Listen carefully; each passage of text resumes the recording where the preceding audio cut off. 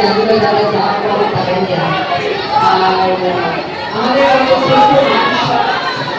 আজকে প্রচুর আশীর্বাদে প্রচুর দয়া বেশি কথা আজকে বলবো না। আজকে আজকে সবাই সবাইকে আনন্দে জায়গায় প্রভুর কাছে জানিয়েছি যাতে সবাই সুখে থাকি, শান্তিতে থাকি।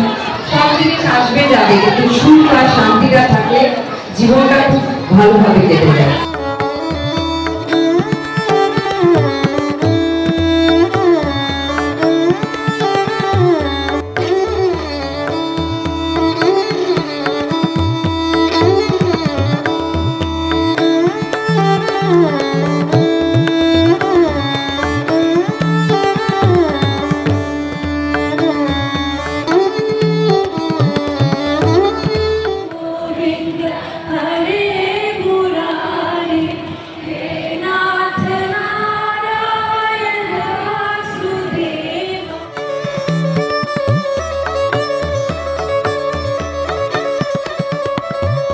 ইস্কনের রথযাত্রা শুধু মায়াপুরে সীমাবদ্ধ নয়, পশ্চিমবাংলার 100 জায়গার উপরে আসমুদ্র হিমাচলে এই রথযাত্রা হচ্ছে এবং এই 15 জুলাই সোমবার এটি হচ্ছে।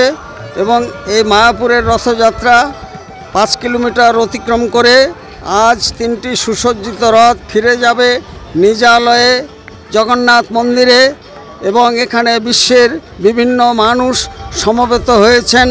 এই রথযাত্রাকে কেন্দ্র করে জাতি ধর্ম বর্ণ নির্বিশেষে সকল মানুষের মধ্যে উন্মাদনা দেখা যাচ্ছে।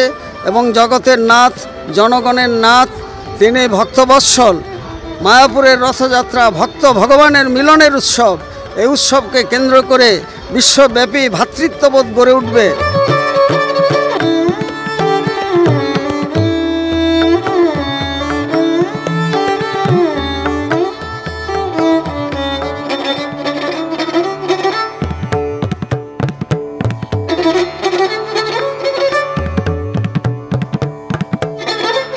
সারা বিশ্বে সনাতন ধর্মই শান্তি দিতে পারে, কারণ সনাতন ধর্ম ভগবান শ্রীকৃষ্ণ জগন্নাথ আলাদা কিছুই নয়।